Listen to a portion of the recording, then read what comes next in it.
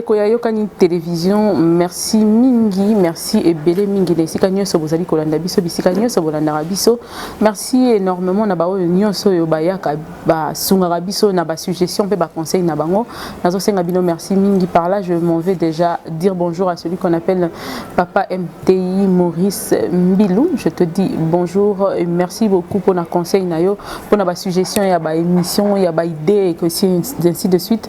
Na sengi merci beaucoup, merci à toi qu'on appelle le général et puis Isako là bino bozo soutenir musala oyo na sengi bino merci énormément. Na pesi merci énormément na sina oyo babengaka Ousmane JP Mongo. Ousmane JP Mongo na pesi yombote papa na leketu papa na ketu lipasa na pesi yombote belé sika wa pozali na Londres na pesi yombote yom babengi Ousmane JP Mongo. Merci beaucoup na soutien na bino na musala oyo tozali ko sala na kati ya internet. Merci beaucoup na ba conseil na bino ko yebisa biso ke to vanda ya solo na Lima pour essayer na biso bongo na musala tozali ko sala ezali ko senga bongo. Je vous dis merci énormément. Na yo kinze mbomoko ko sepeli singa makasi lelo na tango e motiver nga lisusu pour na sala musala oyo lelo. Il y a la sœur Laure Mbongo que je salue en passant. Il y a la minute na plateau na biso bomo na ya lobby. La phrase mo mi balemi sato e pesinga sengo makasi de pesinga makasi o sala musala liboso na bino.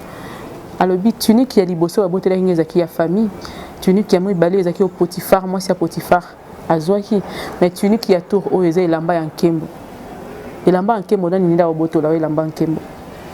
Ta robe de gloire, qui peut ôter ta robe de gloire si ce n'est pas celui qui te l'a donné?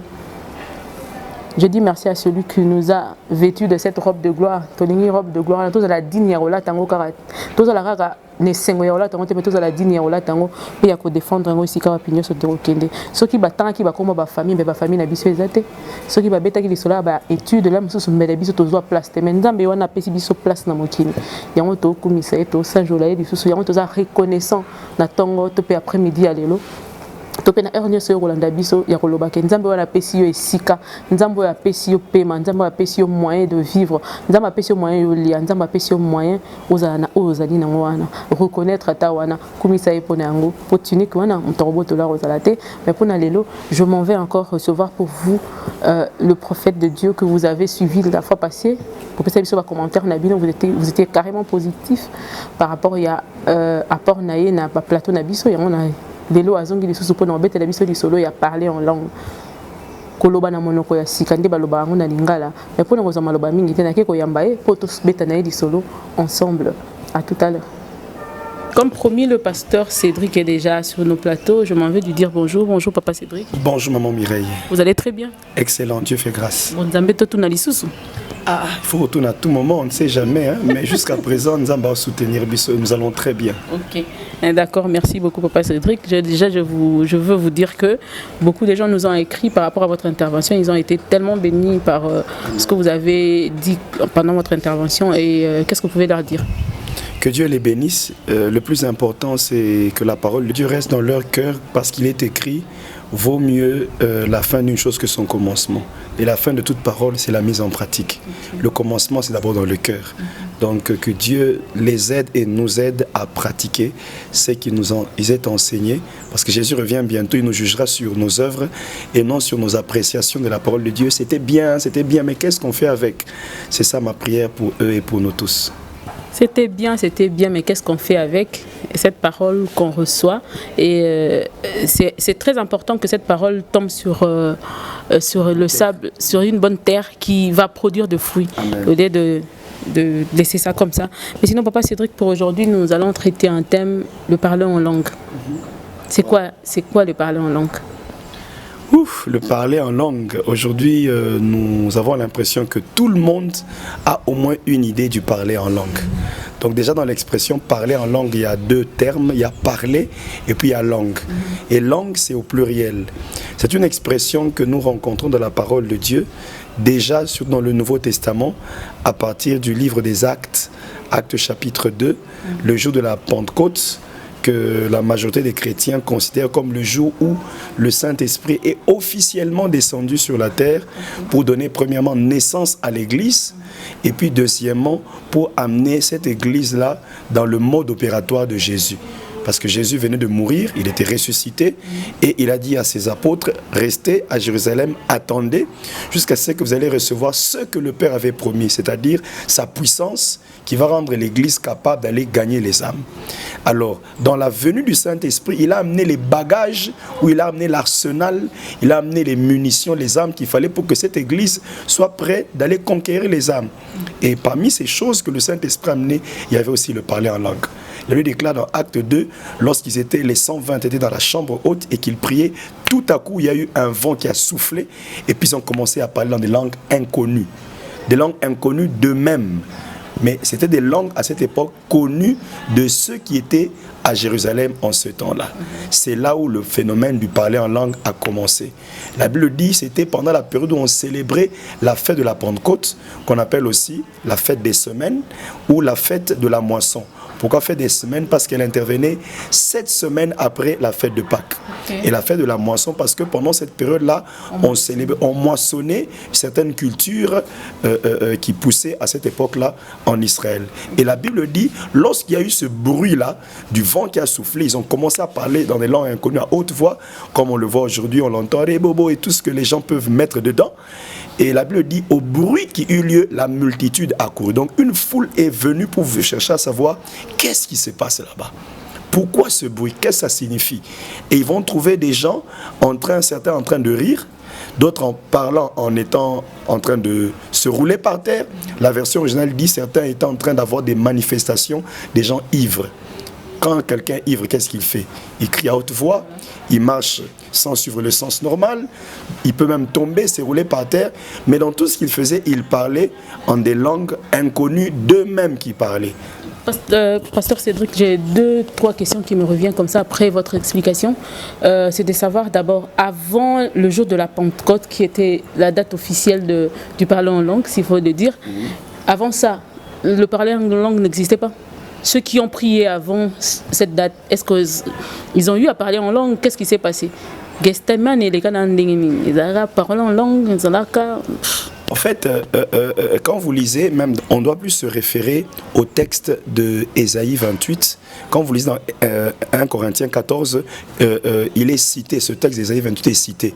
On dit ceci, au verset 21 d'Ésaïe 14, il est dit dans l'Écriture, « Je parlerai à ce peuple dans une langue étrangère, par des lèvres d'étrangers, et même alors, ils ne m'écouteront pas, dit le Seigneur. » Donc déjà dans l'Ancien Testament, il était prévu qu'il viendrait un temps où Dieu va s'adresser aux enfants d'Israël dans des langues d'étrangers. Étrangers par rapport à Israël, mais connus de Dieu. D'autres versions disent des langues barbares. Parce qu'aujourd'hui, quand quelqu'un parle en langue, dans des langues inconnues, on se dit, mais qu'est-ce qu'il raconte? C'est du charabia. Et les gens qui sont très réfléchis se posent la question, est-ce que vraiment ce n'est pas soit de l'occultisme, soit tout simplement une langue que parlent ceux qui n'ont pas étudié? Et pourtant, le parler en langue cache beaucoup de mystères. Mais déjà avec ce texte de Ésaïe 28, cité dans 1 Corinthiens 14, on comprend que le parler en langue était un signe. Pourquoi l'Éternel devait leur parler, mais sans qu'ils aient la capacité de comprendre. Il est écrit, je leur parlerai, ils entendront, mais ils ne comprendront pas. Ils regarderont, mais ils ne verront pas. Dieu a utilisé beaucoup de signes pour confondre Israël, afin de permettre à ce que Jésus puisse accomplir sa mission, qu'il le crucifie pour notre intérêt. Parce que si Israël avait compris la raison pour laquelle Jésus était venu, il aurait célébré comme roi, et nous n'aurions pas eu le sang de Jésus qui a coulé pour nous racheter. Donc Dieu a quelque peu expressément entretenu une certaine confusion en introduisant le parler en langue comme un signe pour les non-croyants afin qu'ils puissent être eux-mêmes sous une condamnation. J'étais là, je vous ai parlé, mais vous n'avez pas compris. J'étais là, je vous ai parlé, mais vous n'avez pas compris. Est-ce le parler en langue a gardé sa même définition, sa même importance? Est-ce que le parler en langue a gardé sa qualité jusqu'à aujourd'hui? Est-ce qu'on peut le dire comme ça? Parce que ce que nous voyons aujourd'hui à Kinshasa, c'est compliqué. Hein? Ok. Aujourd'hui, nous avons actuellement une difficulté, c'est que dans nos églises, l'expérience du parler en langue, qui n'est rien d'autre que le baptême du Saint-Esprit. Là, c'est encore un débat, parce que c'est quoi le parler en langue? Le parler en langue, c'est un élément de doctrine. Vous savez, dans la foi chrétienne, il y a ce qu'on appelle les éléments de doctrine. La doctrine, c'est quoi? C'est ce qui est enseigné.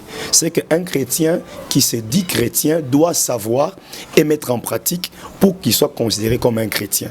Il y a la doctrine chrétienne, il y a aussi la doctrine musulmane. Ce que les musulmans ou l'islam enseignent, qui doit être connu et mis en pratique par un musulman pour que l'on dise qu'il est musulman. Il y a la doctrine bouddhiste. Mais pour nous, dans la foi chrétienne, il y a la doctrine chrétienne. Ça veut dire ce que nous, le chrétien est censé connaître et mettre en pratique pour qu'on l'appelle chrétien. Et dans la doctrine, le parler en langue est un élément de doctrine. Alors dans la doctrine, il y a deux éléments. Il y a ce qu'on appelle les éléments fondamentaux qu'on ne peut pas discuter. Soit c'est ça, soit c'est rien. Tu ne peux pas te dire chrétien si tu ne crois pas en cela. Il y a aussi des éléments de doctrine secondaires, c'est-à-dire sur lesquels on peut discuter. Je donne des exemples. La femme peut prêcher, la femme peut ne pas prêcher. Ça ne va pas amener quelqu'un au ciel ou amener quelqu'un en enfer parce qu'il ne croit pas au ministère de la femme. Il faut mettre les foulards. Non, il ne faut pas mettre les foulards. Non, en passant, pasteur Cédric, une femme peut prêcher. Je peux prêcher. Ça, c'est un point de doctrine secondaire. Je crois qu'on en parlera prochainement parce que si j'entre dedans, ça sera compliqué. Mais moi, personnellement, je suis de ceux qui pensent que la femme peut prêcher. Mais de là, poser la question si une femme peut exercer le ministère, c'est encore une autre question. Alors, je reviens rapidement dans le parler en langue pour comprendre que ces éléments de discussion secondaires ne sont pas compliqués. Lorsqu'on parle des éléments fondamentaux, ce sont des éléments qu'un chrétien est censé maîtriser et croire s'il veut être appelé chrétien, s'il veut être sauvé. Par exemple, la divinité de Jésus-Christ. Ça, c'est un élément de doctrine fondamentale. Si tu ne crois pas que Jésus-Christ est Dieu, mon frère, ma soeur, tu n'es pas chrétien, fais autre chose. Si tu ne crois pas que le Saint-Esprit est Dieu, mon frère, ma soeur, fais autre chose. Mais si tu crois en certains éléments de doctrine fondamentaux, en ce moment-là, nous sommes tous chrétiens. Alors, le parler en langue se trouve où? Nous estimons que parmi les éléments fondamentaux de la doctrine chrétienne, c'est de reconnaître que Jésus-Christ est Seigneur et Sauveur. Et Seigneur. Parce qu'un chrétien, c'est celui qui croit que Jésus-Christ est Dieu, qu'il a offert sa vie pour son salut. En dehors de Jésus, il n'y a pas de salut. Nul ne va au Père que par Christ. Il est écrit, il n'y a pas un autre nom qui a été donné sur la terre par lequel nous devons être sauvés, si ce n'est le nom de Jésus. Donc, c'est important. Alors, une fois qu'on croit en Jésus, on est chrétien. Il y a maintenant d'autres éléments. Il y a ce qu'on appelle les doctrines. Il y a la doctrine et les doctrines. Ça veut dire les types d'enseignements que nous devons comprendre et pratiquer pour mener une vie chrétienne épanouie. Quand vous lisez Hébreux 6, on dit la doctrine des baptêmes. C'est-à-dire ce que la Bible enseigne sur les baptêmes. Il y a plusieurs baptêmes. Baptême d'eau, par immersion. Baptême par le feu. Il y a aussi, finalement, ce qu'on appelle le baptême du Saint-Esprit. Avec, comme pour certaines franges de la foi chrétienne, signe extérieur, le parler en langue. C'est là où nous sommes. Alors, pour m'arrêter là, parce que c'est le sujet du jour, c'est que on enseigne dans la parole de Dieu que lorsque quelqu'un est chrétien, il arrive au moment de sa vie, après qu'il ait reçu Christ, il doit être rempli du Saint-Esprit. Et quand il est rempli du Saint-Esprit, comme un verre qui est rempli, ça déborde. Et quand ça déborde, c'est rempli à l'intérieur, mais ça déborde à l'extérieur. Et on dit le signe extérieur que quelqu'un est rempli du Saint-Esprit, c'est le parler en langue. Bien évidemment, aujourd'hui, c'est une question qui se discute dans les milieux chrétiens. Il y a des congrégations pour lesquelles quelqu'un peut être rempli du Saint-Esprit sans parler en langue. Il y a des congrégations pour lesquelles il faut... D'ailleurs, c'était ça ma question. Est-ce le fait de ne pas parler en langue, cela prouve que vous n'êtes pas rempli du Saint-Esprit? Je dis encore que dans les milieux chrétiens, c'est discutable. Certains, je vais donner un exemple concret, certains pensent, et on va essayer de l'appuyer avec la parole de Dieu, qu'on peut être rempli du Saint-Esprit sans parler en langue. Il y en a qui ont donné un exemple. Billy Graham, le grand évangéliste Billy Graham, ne parlait pas en langue pendant la très grande partie de son ministère, ou même internationalement. Il était connu, il ne parlait pas en langue. Mais pourtant, on pose la question, d'où lui venait cette puissance, cette autorité? Quand Billy Graham prêchait, les gens pleuraient, les gens se repentaient. Alors, j'ai même suivi sur LMTV ces anciennes prédications, j'ai senti la présence de Dieu. Vous sentez la conviction du péché. Parce que, en ce moment-là, pour certains disent qu'il était rempli du Saint-Esprit. mais pas avec le signe extérieur du parler en langue. C'est pourquoi j'ai dit que ce sont des questions qui sont discutables. Est-ce que quelqu'un va aller en enfer parce qu'il ne parle pas en langue? Qu'est-ce que quelqu'un... Est-ce que quelqu'un peut-il aller en enfer à cause par manque de parler en langue? Non, pas du tout. Quand tu as reçu Christ, c'est l'essentiel. Maintenant, le but du parler en langue, c'est de nous aider à être épanouis dans notre vie chrétienne sur terre. À être un meilleur chrétien. Parce que le parler en langue, c'est le fondement de toute véritable spiritualité en Christ. Celui qui prie en langue, il prie en esprit. Et celui qui prie en esprit, il s'édifie, comme dit le Nouveau Testament. Il s'édifie sur sa très sainte foi. C'est quoi s'édifier? Édifier son esprit. Édifier veut dire construire. Donc c'est comme s'il fait une musculation spirituelle. Il se développe et atteint un niveau où il est capable d'accomplir le service de Dieu avec efficacité. Comment le faire pendant que ce que je dis moi-même, je ne le comprends pas? Exactement. Donc, si je peux reculer un peu pour que nous puissions aller lentement, c'est un sujet très vaste parce que ça prête à confusion. La Bible dit le parler en langue, en d'autres termes, c'est parler dans des langues inconnues. Le phénomène a commencé dans Actes chapitre 2, le jour de la Pentecôte. La Bible dit les 120 ont reçu le vent, le Saint-Esprit est descendu comme un vent. Ils sont mis à parler dans des langues qu'ils ne comprenaient pas. Mais ces langues-là étaient des langues qui existaient sous le soleil.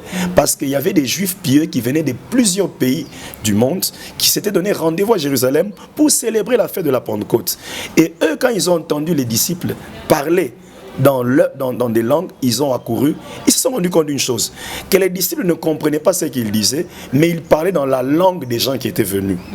Certains parlaient en arabe, d'autres parlaient en crétois, d'autres parlaient dans des langues d'autres pays, mais les représentants de ces pays, les ressortissants, étaient là.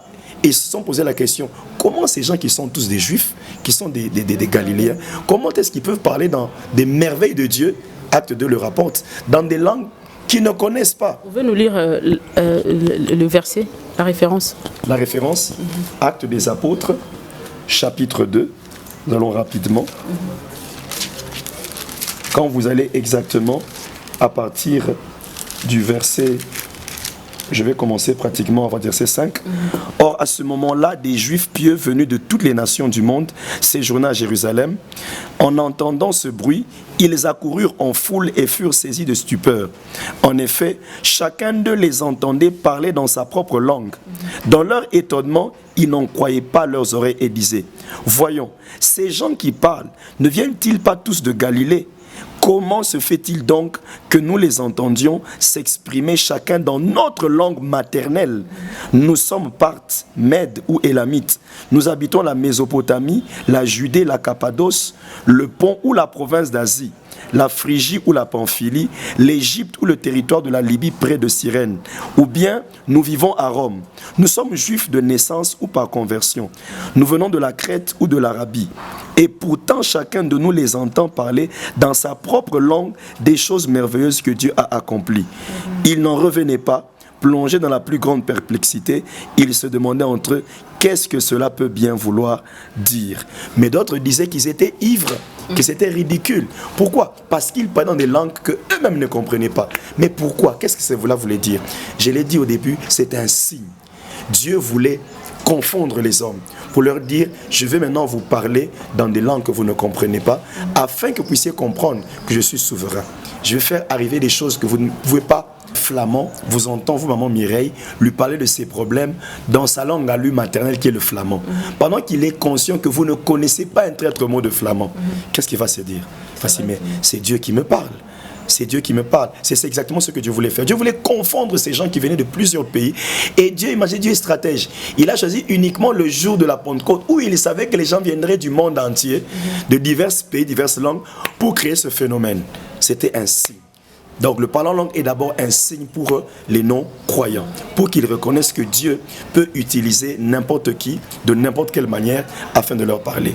Alors le parler en langue peut être un signe pour les non-croyants, mais il a aussi une valeur dans la vie de celui qui parle en langue. Donc le parler en langue a double fonction. On peut dire à ce niveau. Pour moi-même et pour celui qui l'entend. Voilà. C'est là où 1 Corinthiens 14 introduit la comparaison entre le parler en langue et la prophétie. Le parler en langue était un signe pour les non-croyants à l'époque. Pourquoi? Pas ce type de parler en langue. Premièrement, est ce que 1 Corinthiens 14 appelle les langues des hommes. Et ce sont ces langues-là qui sont descendues le jour de la Pentecôte dans Actes 2, 4. La Bible dit que c'était des langues qui existaient sous le soleil. Les ressortissants des pays où on parlait ces langues étaient présents à Jérusalem. Ils se sont étonnés comment ces gens qui ne connaissent pas nos langues parlent des choses de Dieu dans nos langues maternelles. C'est la langue des hommes. Donc il est possible aujourd'hui de parler en langue, en chinois, pendant qu'on est congolais, ne connaissant pas très très mot de chinois. Aujourd'hui aussi, il faut le dire, si vous pouvez nous donner un exemple. Est-ce vrai qu'une personne peut parler en langue avec le truc des hommes? Oui. En chinois, moi, Mireille, vous priez, oui. Vous parlez, je sais. Je me rappelle, j'étudiais encore pendant le maquis. J'ai connu une sœur avec qui on était au maquis. Et cette fille, pendant qu'on priait, elle parlait portugais pendant qu'elle ne comprenait rien de ça. C'est la seule personne sur terre que j'ai vu parler en langue pendant que l'esprit est en train d'agir en elle.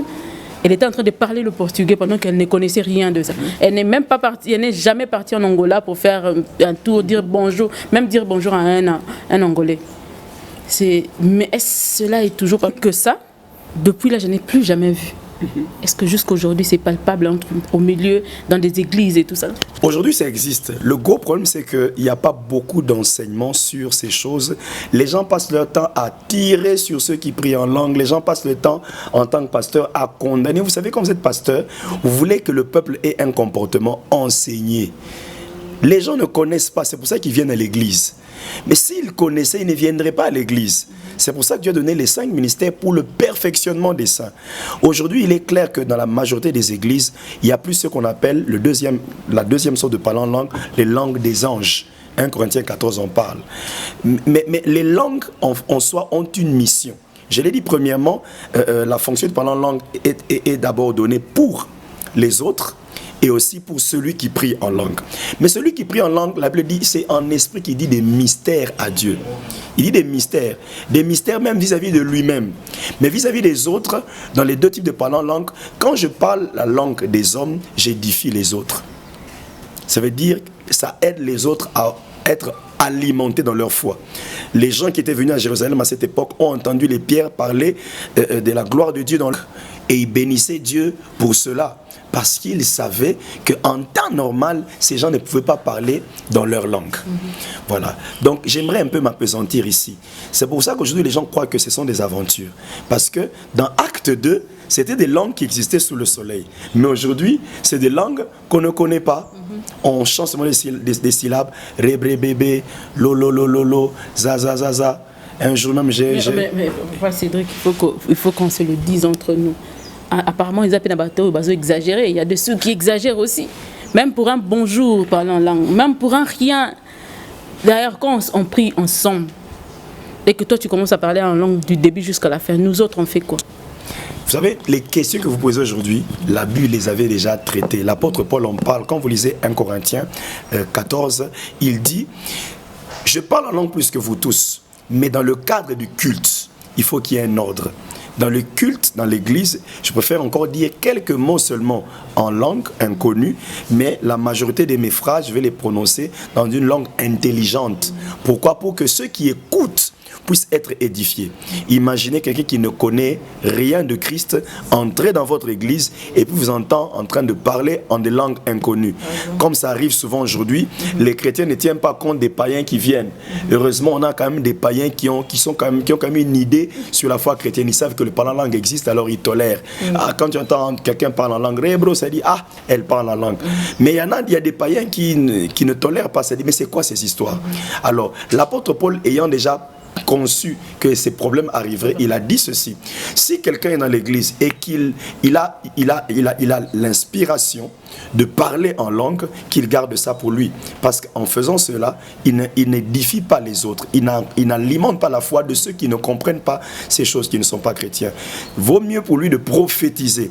Mais il dit, si quelqu'un parle en langue, pour qu'il soit utile à ceux qui ne comprennent pas ces choses, puisqu'il dit des mystères en esprit qui demandent à Dieu l'interprétation. Oui, pour ceux Papa Cédric, avant qu'on nous avancions, parce que j'ai plusieurs questions qui me tombent comme ça, okay. Mais sinon d'abord, vous avez dit qu'il y a parlé en langue avec le langage des hommes, avec le langue des hommes, et puis avec quelle langue? Les langues des anges. Quand vous fondez sur 1 Corinthiens 14, verset 1-2, il est écrit, même si vous parlez les langues des anges ou parlez les langues des hommes, si vous n'avez pas l'amour en vous, vous êtes de l'airain qui retentit. Okay. Donc, c'est à ce niveau qu'on fait la classification dans le parler en langue. De façon simple. C'est quoi la différence entre le parler en langue avec le langage humain et le langage des anges? Le parler en langue, la langue des hommes, Dieu le donne pour atteindre un but particulier. C'est pour confondre ceux qui ne croient pas que Dieu peut parler. Dieu utilise des gens qui ne connaissent pas ce langage-là et il leur donne de parler une langue qui existe, mais que ces gens qui vont parler n'ont ni apprise ni à l'école, ni ailleurs. D'accord. Tout ça, c'est pour communiquer un message afin que les gens puissent être étonnés et qu'ils attirent l'attention. Comment un Congolais peut parler en mandarin? Comment un Congolais peut parler en flamand alors qu'il n'a jamais été en Belgique, qu'il n'a jamais appris? Tout ça pour communiquer le message de Dieu. Ça, c'est le but du parler en langue. Et souvent, ceux qui ont le ministère d'évangélistes ou de missionnaires, les missionnaires ont souvent ce don de langue, ce don de diversité avec la langue des hommes. Ils apprennent facilement les langues, ils arrivent des fois à certains endroits, ils ouvrent la bouche, ils commencent à parler dans la langue du pays, eux croyant qu'ils sont en train de parler des langues des anges, mais ils sont en train de parler des choses qui concernent ces gens. Pourquoi? Parce que Dieu voulait communiquer une pensée. Maintenant, quand on vient dans le parlant en langue comme les langues des anges, la mission, c'est d'édifier l'esprit de celui qui parle. Il est écrit, celui qui prie en langue, autrement dit, celui qui prie en esprit, il s'édifie dans sa sainte foi. Ça veut dire qu'il est en train de faire, j'aimerais prendre cette expression, cette illustration, il est en train comme de muscler son être intérieur. S'édifier signifie plusieurs choses. Premièrement, il augmente sa capacité à comprendre la parole de Dieu. Plus tu pries en langue, plus tu augmentes ta capacité à comprendre la parole de Dieu. Deux, s'édifier signifie avoir plus de force pour craindre Dieu.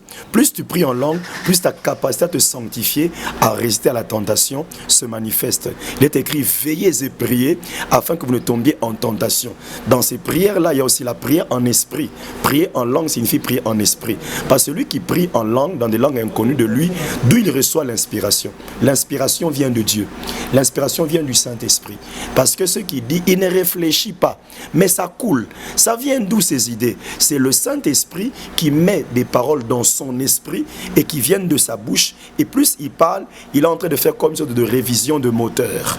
Il est en train de muscler son être intérieur et il arrive à un niveau où son esprit atteint un niveau où il peut maintenant saisir facilement les réalités spirituelles. Donc, troisièmement, lorsque quelqu'un prie en langue, il atteint un niveau où il réveille en lui les facultés spirituelles, les dons spirituels. La majorité des gens qui ne prient pas en langue manifestent difficilement les dons spirituels. Même quand ils prophétisent, il n'y a pas beaucoup de précision. Ils prophétisent, comme on dit, en bégayant, comme on dit chez Noélie Koukouma. Ils prophétisent sans maîtrise. La majorité des gens qui exercent les dons spirituels et qui ne parlent pas en langue ont des lacunes. Mais plus on prie en langue, plus on atteint le niveau d'exprimer son identité spirituelle. On atteint le niveau où on peut exprimer l'autorité spirituelle. Donc il n'y a pas d'autorité spirituelle forte sans une vie où on prie en langue. C'est pourquoi la Bible déclare ceci. L'apôtre Paul dit, moi je prie en langue plus que vous tous. Parce que Paul, le secret, il voulait dire, le secret de mon ministère, je ne suis pas allé voir dans les maisons de tout le monde combien d'heures vous priez en langue, mais moi une chose que je fais, je prie plus en langue que je ne prie avec mon intelligence.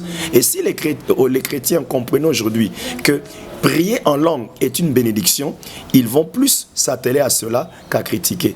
Mais le gros point avec le parler en langue, ce n'est pas tellement son usage dans l'église, mais c'est plutôt son usage personnel. Donc prier en langue édifie celui qui prie et non celui qui écoute.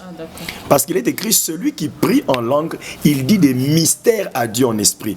Donc Dieu comprend, lui ne comprend pas. Même les démons ne comprennent pas. Ah, voilà pourquoi il y a un frère qui a dit que si tu veux vraiment parler de exprimer ce que tu ressens ou bien parler de tes problèmes à Dieu sans que le diable puisse avoir à connaître, il faut parler en langue. Mais je me suis dit, parce que le parler en langue là même, moi-même, je ne sais pas ce qui sort de ma bouche. Justement, il est écrit dans Romains 8, 28, parfois nous savons quoi demander à Dieu dans nos prières, mais le Saint-Esprit qui intercède selon la volonté de Dieu nous aide de telle sorte que par des soupirs inexprimables nous prions. Même quand je dis, si je parle en français, le diable va comprendre que je parle en langue. Mais toi-même, est-ce que tu comprends ce que tu dis en langue? Tu ne comprends pas. C'est pourquoi il faut prier avec intelligence. Mais seulement, à un certain moment, il faudrait laisser que ton esprit soit inspiré par le Saint-Esprit. Et les langues qui viendront en ce moment-là, ce seront des langues qui vont réellement prendre en charge des vrais problèmes. Oui, très cher spectateur, vous comprenez qu'il y a tellement à dire sur ce sujet. Mais sinon, Papa Cédric, pour aller un peu plus vite, parce que la télévision, c'est question de temps aussi, qui peut parler en langue? Qui sont sélectionnés pour parler en langue? Je vous envoie carrément les 3 questions qui me restent. Qui peut réellement parler en langue? Et c'est un signe prouvant la présence de Dieu dans la vie d'une personne, parce qu'il parle en langue. Et puis la dernière, c'est un parler en langue sans explication, sans interprétation. Peut-on considérer ce parler en langue sans interprétation? Premièrement, pour parler en langue, il faut d'abord être chrétien. Il faut avoir reçu dans son esprit, dans son cœur Jésus-Christ comme son Seigneur et son Sauveur. Parce que parler en langue, c'est aussi, on emploie une autre expression aussi, c'est prier en esprit. Quel esprit? C'est le Saint-Esprit qui vient déposer dans ton esprit des paroles, l'esprit de Jésus. Donc il y a même aujourd'hui ce qu'on appelle des langues démoniaques. Permettez-moi ce que je vais dire. Il y a des musiciens mondains, quand ils chantent, ils disent des paroles, à un moment on ne comprend pas, ils prient en langue démoniaque. Celui qui parle en langue. Celui qui prie en langue s'adresse à Dieu dans sa prière, mais dans une langue qu'il ne comprend pas. Et celui qui parle en langue, c'est celui qui parle aux hommes de la part de Dieu, mais dans une langue qu'il ne comprend pas. Alors, celui qui parle en langue, il s'adresse aux hommes. Mais il faudrait qu'il puisse traduire ou interpréter, c'est le mot qui convient, interpréter ce qu'il dit pour que cela devienne l'équivalent d'une prophétie. Entre une prophétie et le parler en langue, vaut mieux la prophétie parce qu'elle édifie les autres qui écoutent.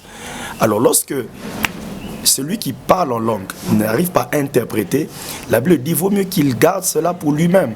Ça équivaut à une simple prière en langue parce que la prière a un caractère secret, privé et personnel. Donc prochainement on aura le temps de faire la différence entre prière en langue et parler en langue. Mais en mettant ça ensemble, il faut comprendre que la prière en langue, le parler en langue joue un grand rôle dans l'esprit de celui qui parle en langue. Mais Papa Cédric, pour aujourd'hui, je crois qu'on va essayer un peu d'éclaircir sur un point, le parler en langue démoniaque. On va essayer d'éclaircir sur ce point et puis prochainement, je crois que vous serez dispo pour nous pour essayer de parler entre la différence entre le prier en langue et le parler en langue. Cette différence-là, parce que c'est très important. Je sens que c'est un sujet très vaste. Il faudrait aller tout doucement pour que tous les enfants de Dieu puissent comprendre de quoi il s'agit exactement. Mais c'est démoniaque. Quels sont les signes qui prouvent que ça, là, c'est démoniaque et ça, c'est... Bon, là, on va toucher à la pratique. Parce que là, on fait un travail de berger, de pasteur, on rencontre des cas. Le premier type de parler en langue démoniaque, c'est le parler en langue quand je parle en langue, je vois de langue inconnue que prononcent des gens qui n'ont pas Jésus en eux. On a beaucoup, par exemple, je donne un exemple, des musiciens non chrétiens qui, par moments, vous allez voir dans leurs chansons, ils donnent des séquences où ils disent des phrases que vous ne comprenez pas. Et ils parlent très vite. Vous vous dites, mais il a dit quoi ici? On ne comprend pas. C'est fait à dessein. Parce qu'on peut cacher un message spirituel derrière des mots que les gens ne comprennent pas. C'est-à-dire ton intelligence ne saisit pas ce qui a été dit, mais ton esprit capte. Parce que l'esprit va au-delà de ce que ton intelligence peut saisir. Alors, il y a non seulement des non-croyants, soit musiciens ou n'importe qui peuvent parler des langues démoniaques. Pourquoi des langues démoniaques? Tout simplement parce que le parler en langue n'est pas quelque chose qui a commencé aujourd'hui. Le parler en langue ne concerne pas uniquement que les chrétiens. Tout ce que Satan fait, il a imité auprès de Dieu. Et il a compris que le parler en langue, dans l'esprit du chrétien, joue un rôle d'édification. Joue un rôle, on va dire, d'énergie. Parce que celui qui prie en langue, qu'est-ce qu'il fait spirituellement? La Bible dit il s'édifie. Autrement dit, il se construit. Un autre mot veut dire il attire ce qu'on appelle l'énergéméta. C'est quoi l'énergéméta? C'est une énergie spirituelle qui permet à l'esprit du chrétien, par par la puissance du Saint-Esprit, d'être capable de produire des œuvres surnaturelles. Vaincre le péché, la tentation, c'est surnaturel. Dire la vérité là où tu as $1 million devant toi pour sauver ta peau, c'est surnaturel. Guérir un malade, c'est surnaturel. Alors même pour opérer dans le domaine des miracles, la prière en langue a un rôle capital. Alors les chrétiens qui prient plus en langue, qu'est-ce qu'ils font? Ils sont entre la Bible dit, ils s'édifient, ils renforcent, ils musclent leur esprit. Alors langue démoniaque aussi c'est comme ça.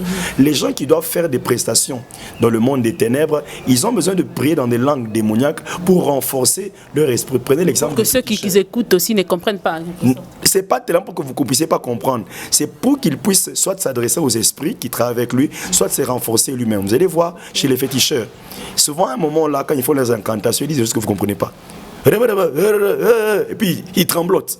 Donc il reçoit une puissance en lui et après ça lui permet de poser on a un grand musicien d'Afrique qu'on a eu à connaître qui disait des trucs pareils. Et puis on a même posé une question à la télévision. Il a dit, pour moi, je chante, danser, c'est ce qui vous concerne. Le reste, ça ne vous regarde pas. Ça ne veut rien dire. Parce que le parlant... Je vais vous dire par rapport à ça. Oui, je connais ce musicien. Parce qu'en fait, quand on parle en langue, on libère une atmosphère. Et quand un musicien non-croyant parle en langue, il peut envoûter. C'est-à-dire il libère une activité démoniaque par les langues. Parce qu'en réalité, le parlant en langue, j'ai dit, il y a les langues des anges. C'est-à-dire quand vous parlez, vous pouvez libérer l'action des anges. Mais on a même reconnu quelques parler en langue bizarre dans des chansons chrétiennes. Que pouvez-vous dire par rapport à ça? Et puis on va clôturer après ça. Bon, je ne sais pas si la bizarrerie du parlant en langue, c'est par rapport à la forme des syllabes qui sont... On dit que ça correspond au nom cité quelque part dans des loges mystiques et ainsi de suite. Est-ce que vous reconnaissez ça aussi? Oui, aujourd'hui, il y a beaucoup de mélanges. Là, il faut voir vraiment le cas type. Mais je pense que le parlant en langue, on ne les réfléchit pas. C'est poussé par l'esprit. Et un parlant en langue qui vient de Dieu, on peut le reconnaître. Premièrement, d'abord, il y a la conviction du Saint-Esprit. Ça veut dire que quand vous avez le même esprit, si c'est le Saint-Esprit qui inspire la personne qui est devant un parlant en langue, le Saint-Esprit en moi sera à l'aise. Là, ça fait intervenir ce qu'on appelle le nom du discernement des esprits. Ce n'est pas tout le monde qui peut discerner que ça c'est un parlant en langue démoniaque, ça c'est un parlant en langue divin. C'est seulement ceux qui sont remplis du Saint-Esprit qui peuvent différencier ce qui est de Dieu et ce qui n'est pas de Dieu. Amen. Ça c'est vrai et juste. Papa, pour aujourd'hui, nous nous limitons ici et nous aurons encore le temps de bien parler, de faire la différence entre la prière en langue et les parler en langue. Mais sinon, pour aujourd'hui, qu'est-ce que vous pouvez dire aux enfants de Dieu et votre ministère, un mot par rapport à votre ministère? En résumé, je pourrais dire, le parler en langue est un phénomène spirituel d'une haute importance. C'est par ignorance que les gens disent n'importe quoi. Et puis j'aime bien dire, c'est pas parce que des gens ont mal utilisé une chose que cette chose est devenue mauvaise et qu'elle a perdu sa valeur. J'aimerais demander aux hommes de Dieu d'enseigner sur le parler en langue et de prier pour le baptême du Saint-Esprit. Acte 19, 6, l'apôtre Paul rencontre un groupe de 12 personnes. Il leur demande, avez-vous reçu l'Esprit le jour où vous avez cru? Ils disent, nous n'avons même pas entendu dire qu'il y a un Saint-Esprit. Alors il leur demande, de quel baptême avez-vous été baptisé? Ils disent du baptême de Jean. Il dit, mais le baptême de Jean, c'est le baptême de la repentance. Donc, tu es baptisé parce que tu te repens de tes péchés. Il dit, mais à part ça, il y a un autre baptême, le baptême du Saint-Esprit. Et la Bible dit, il leur imposa les mains, ils ont reçu le Saint-Esprit sur place, ils se sont mis à parler en d'autres langues. Et ils ont prophétisé. Parce que parler en langue et prophétiser, c'est deux choses qui marchent souvent ensemble. Alors je prie dans notre église aujourd'hui, en RDC, que nous puissions prendre moins de temps à critiquer les erreurs, mais à prendre plus de temps à réparer les erreurs en enseignant et en montrant l'exemple.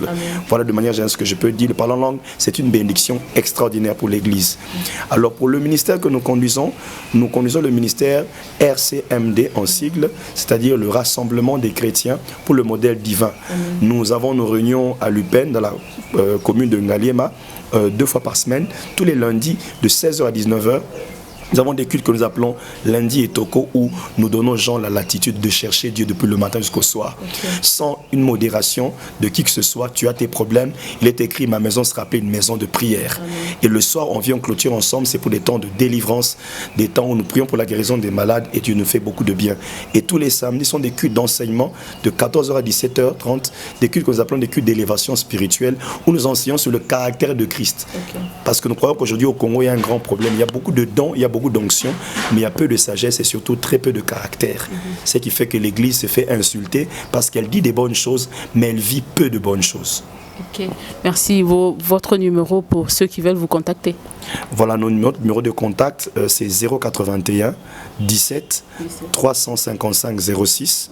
Je réponds encore 081 17 173 55 06. Et nous sommes aussi disponibles sur Facebook avec sur notre compte officiel Cédric Abéa, espace officiel, ou encore RCMD officiel. D'accord. Merci beaucoup, Papa Cédric, d'avoir répondu à notre appel, notre invitation. Vraiment, merci beaucoup. Nous avons été énormément bénis par rapport à notre thème, le parler en langue. Merci beaucoup. On a compris que dans ce thème, il y a encore plusieurs thèmes qui doivent être décortiqués dedans, qui est très important pour que tout enfant de Dieu le sache et l'applique aussi, ce qui est plus important. Merci à vous, très chers téléspectateurs, d'être scotchés pendant cette émission.